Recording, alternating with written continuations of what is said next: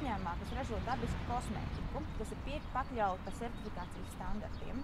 Un šīs dabiskās kosmētikas standarts nosaka, ka mēs nedrīkstam izmantot ne augu eļļas, ne augu ekstraktus, nekas, kas nāk no šīm te ģenētiski modificētajām šķirnēm. Ko es no savas puses varu pateikt, ka man ir ļoti tāds blāvs priekšstats par to, kas tas ir. Bet viena lieta, ko es esmu sapratis, ka dabā ir kaut kāda kārtība. Un es saprotu, ka gēna inženierija tā jau savā ziņā ir tāda jaukšanās iekšā šajā jau tā kā noliktajā pasaules kārtībā.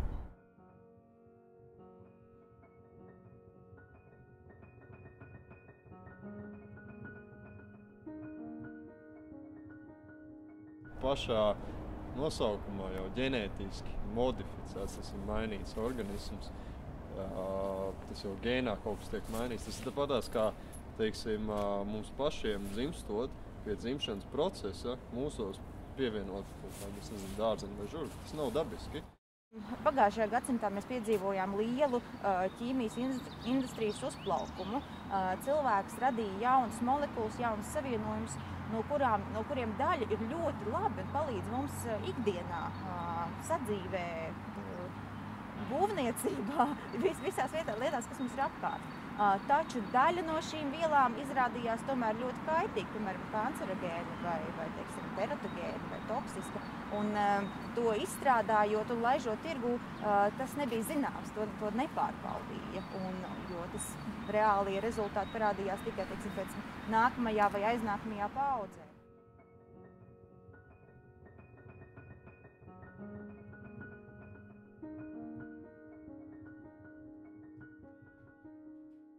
Mums ir tik zaļā, skaista Latvija, un mums ir tieši vairāk vajag ģenerēt to visu, attīstīt lauksaimniecību, attīstīt zaļās fermas un lopkopību un vispārējo. Savā dzīvē ikdienā, pārtikā, kosmētikā, citās jomās es cenšos neiegādāties šādu preci, šādu pārtiku, kas saturētu ģenētiski modificētus organismus.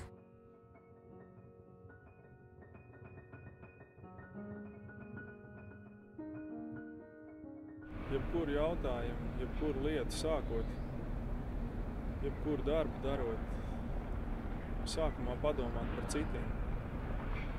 Padomāt par to, kā tas ietekmēs varbūt citus cilvēkus. Ne tikai cilvēkus. Padomāt par citiem, es saprotu, tas nozīmē arī padomāt par to vidi, kurā mēs augam, dzīvojam.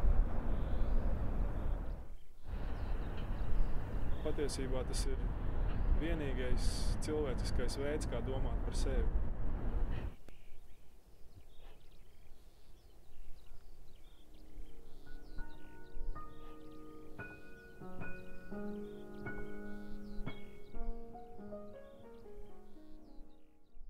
Paldies par Latviju, brīvu no ģēmo!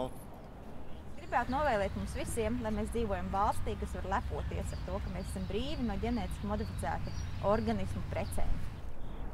Paldies par Latviju, brīvu no ģēmo!